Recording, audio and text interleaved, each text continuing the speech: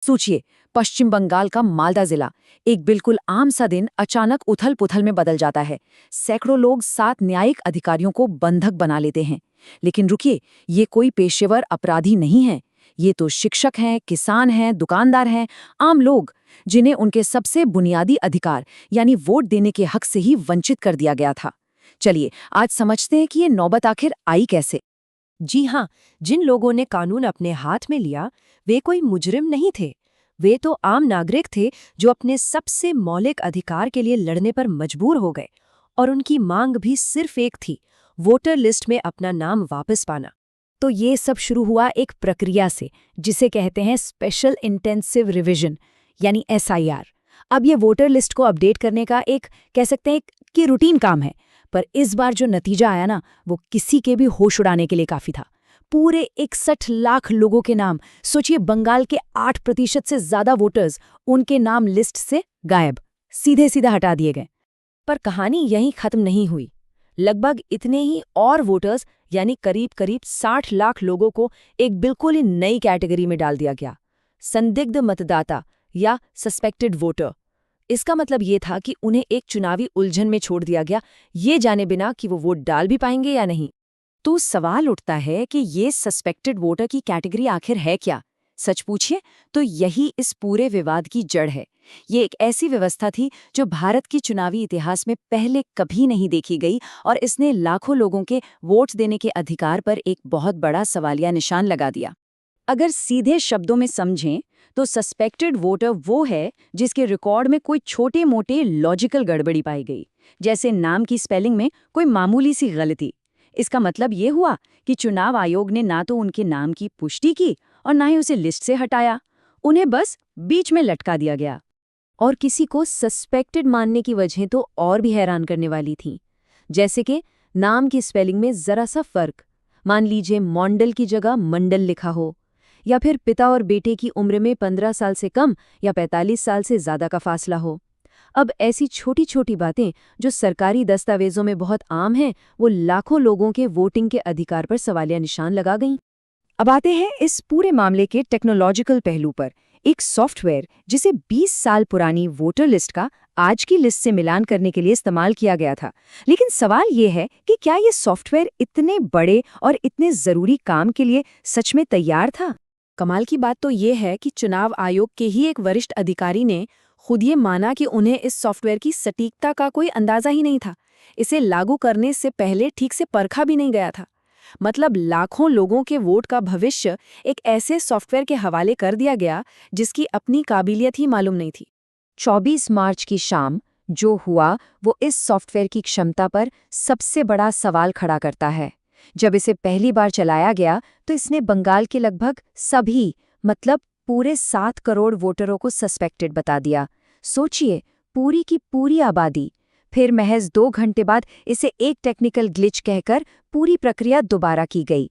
लेकिन एक ही बार में पूरी आबादी को फ्लैग कर देना, ये कोई छोटी मोटी गड़बड़ी तो नहीं हो सकती।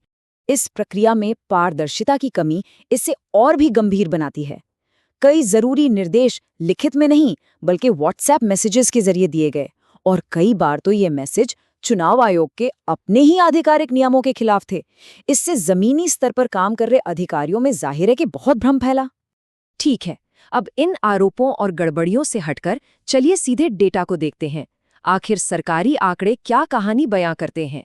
इन डिजिटल निशानों के पीछे असल में क्या छिपा है?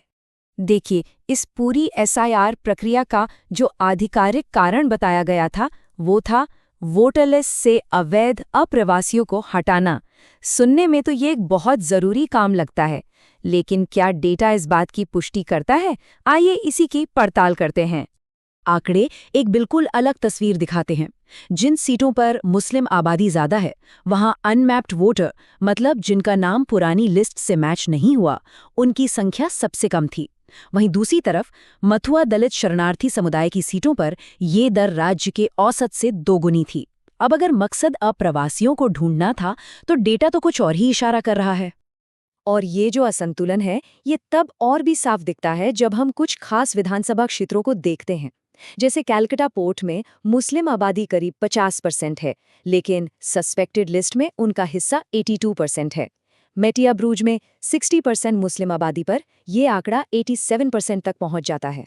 लेकिन शायद जो सबसे ज्यादा चौंकाने वाला आंकड़ा है वो रानी नगर विधानसभा क्षेत्र से आता है।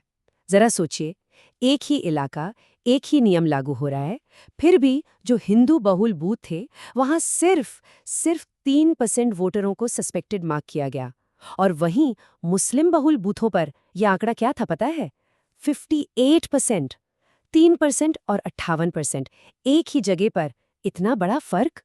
तो हमने देखा कि डेटा एक खास पैटर्न दिखा रहा है। अब देखते हैं कि ये पैटर्न भौगोलिक रूप से कहाँ केंद्रित है। सस्पेक्टेड मामलों में से 42% सिर्फ 3 जिलों में पाए गए हैं, और ये वही जिले हैं जहां 2021 के विधानसभा चुनाव में सत्तारूढ़ पार्टी टीएमसी बहुत कम मार्जिन से जीती थी। देखिए, ये मामला सिर्फ पश्चिम बंगाल या कुछ आंकड़ों का नहीं है। ये हमारे लोकतंत्र की बुनियाद पर एक बहुत बड़ा सवाल है। जब एक सॉफ्टवेयर की गड़बड़ी और प्रक्रिया की अनदेखी लाखों लोगों को उनके वोट देने के अधिकार से वंचित कर सकती है, तो इसका असर बहुत गहरा होता है। और ऐसा भी नहीं है कि इसका असर सिर्फ किसी एक तबके पर पड़ा। इस लिस्ट में कारगिल युद्ध के हीरो मोहम्मद दुलाल अली, हाईकोर्ट के रिटायर्ड जज शहीदुल्लाह मुंशी, वर्ल्ड कप विजेता क्रिकेटर ऋचा घोष और राज्य की पहली महिला मुख्य सचिव नंदिनी चक्रवर्ती तक के नाम थे।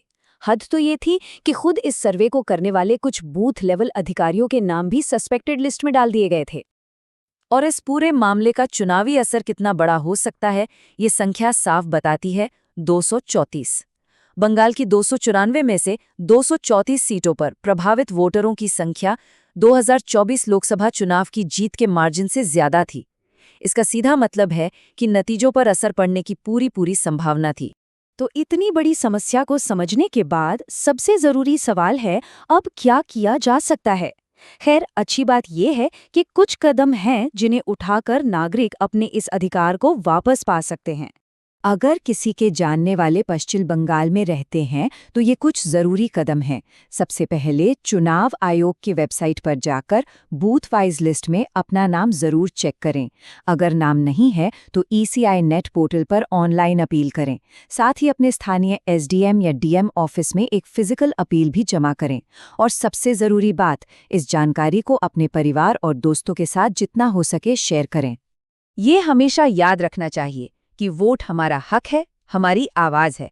उसे किसी सॉफ्टवेयर, किसी व्हाट्सएप ऑर्डर या किसी भी ताकत को छीनने नहीं दिया जा सकता। ये पूरा विश्लेषण हमें एक बहुत ही बुनियादी सवाल पर लाकर खड़ा करता है। जब चुनाव कराने वाली टेक्नोलॉजी ही भरोसेमंद न हो और तय प्रक्रियाओं को नज़रअंदाज कर दिया जाए, तो फिर एक निष्पक्ष चुनाव की गारंटी कैसे दी जा सकती है? ये एक ऐसा सवाल है जिसका जवाब हमारे लोकतंत्र के भविष्य के लिए बहुत ज़रूरी है।